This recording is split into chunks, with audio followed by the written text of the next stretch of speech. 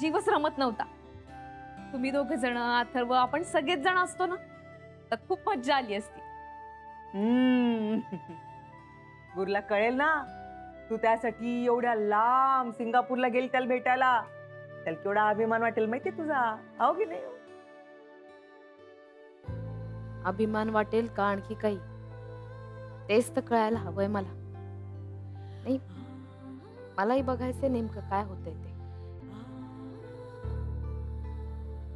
आई, मी जरा रेवतीकडे जाऊन येऊ का? आई बाई, आत्ता आल्या आल्या.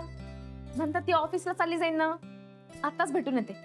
बरं बाई, जा पटापट, जेवायचंय बरं एकत्र जा. हो, आई माझी गिफ्ट. आधी मावशीला भेटून येते, मग तुला गिफ्ट दाखवते. हा हो. आलेच. ये लवकर ये. हो. आजी बाबा कधी आला? येईल ना तो. बाबा माझ्यासाठी टॉर्च आणणार रे, पण खूप हा का, तुला कसं रे माहित? मला सगळं माहिती असतं. पोट्याला सगळं माहिती असतं काय बरं? येऊ दे ते तुझ्या बापाला, मी तर वाटच पाहून राहिलो त्याची.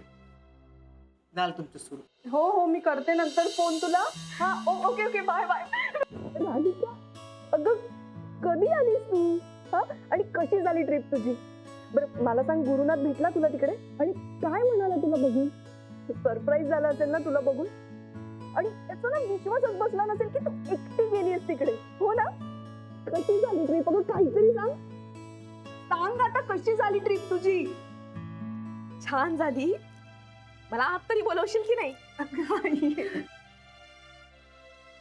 बस, कॉफी घेणार आहेस? पाणी आणते तुझं. रेवती, तू बस ना, मला तुझ्याशी गप्पा मारायच्या.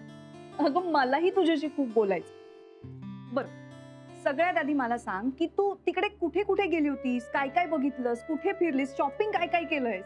अगं किती प्रश्न विचारशील. बघ, पुढच्या वेळेला मी एकटी नाही का जाणार, तूही सोबत यायला हवं. हो नक्की.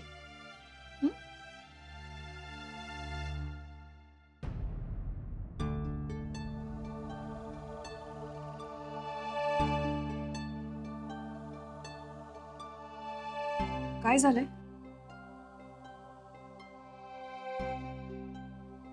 तुझी खूप आठवण आली तिथे, म्हणून लगेच भेटायला आले.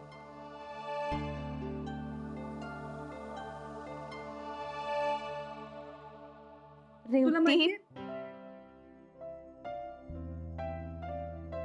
तू सांग आधी. तू बोल आधी, तू सांग काय झालंय? राधिका, अगं काय झालं? राधिका, रडू नकोस, शांत उभा राहा. तू का रडतेस? काय झालंय? काही प्रॉब्लेम झालाय का? पहिल्यांदा एकटीने गेल्यामुळे घाबरली होतीस का? भीती वाटली का तुला? काय झालंय? गुरुनाथ काही बोलला का तुला? रेवती, मी यांना सरप्राईज द्यायला तिथे गेले, पण यांनीच मला एक मोठं सरप्राईज दिले. आता तर असं वाटत राहिलं का सगळं संपलंय.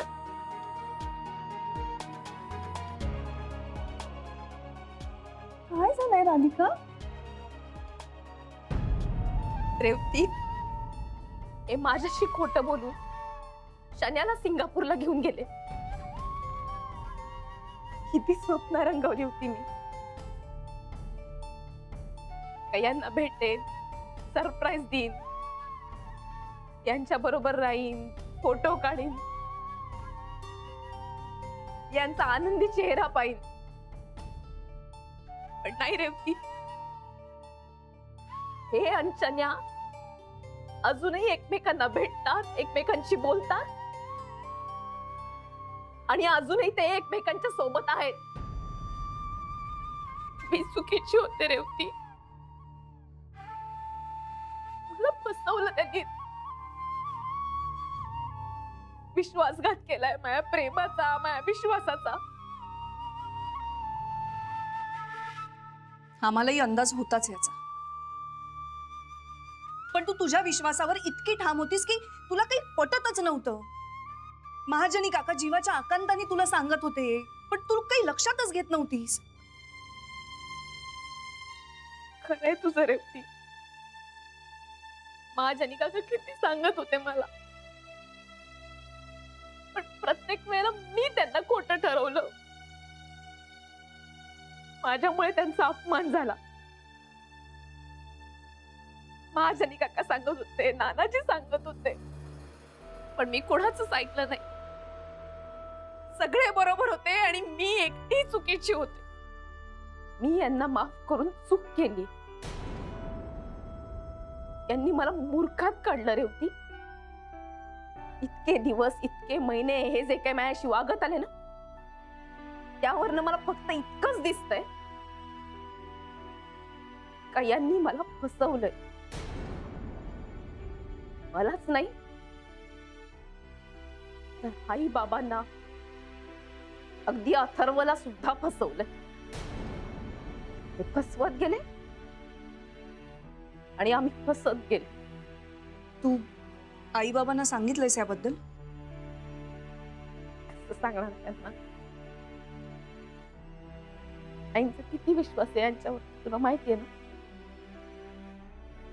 आई आणि बाबा हे सगळं ऐकूच शकत. हे सगळं ऐकल्यानंतर माझी ही अवस्था झाली आहे, तर त्यांची काय अवस्था होईल याचा मी तर विचारच नाही करू शकत. नाही, यांनी आम्हाला खूप त्रास दिलाय आणि हे सगळं कुणासाठी? तर त्या शन्यासाठी. शन्यासाठी यांनी माझ्या माणसांचा अपमान केलाय, माझा अपमान केलाय. इतकी वर्ष मी त्यांना जी साथ दिली त्या सगळ्याचा अपमान केलाय आणि हे मी कधीच नाही विसरू शकत. कधीच नाही. नाहीच विसरायचं. आणि ह्या झालेल्या अपमानामुळे तू खचूनही जायचं. राधिका, आता जिद्दीने उभं राहायला हवं. कारण जर तू खचलीस ना, तर आई बाबा, नाना नानी, महाजनी काका एवढंच काय, मला सुद्धा खूप वाईट वाटेल. स्वतःवरचा विश्वास ढळू द्यायचा नाही. जिद्दीने उभं राहायचं आणि असं उभं राहायचं ना की कधीच कुणीच तुला फसवू शकणार नाही. अगदी गुरुनाथ सुद्धा. आणि मला तर असं वाटतं ना की तू त्याला जाब विचारायला हवास. तू सुद्धा अपमान कर ना त्याचा चार चौघात. त्याने काय होणार आहे रेवती? असं चार चौघात अपमान करून काहीच नाही होणार. मी त्यांचा असा अपमान करीन का ते स्वतःच्याच नजरेत उतरत. जेव्हा माणूस स्वतःच्या नजरेत उतरतो तेव्हा त्याला जास्त लागतं. राधिका, सगळ्यात आधी तू तुझ्या नवऱ्याला तुझ्या घराबाहेर धक्के मारून काढलं पाहिजेस. अगं, त्याला शिक्षा ही व्हायलाच हवी ना. ही तर खूप सोपी शिक्षा झाली रे. मी त्यांचं जगणं मुश्किल करेन.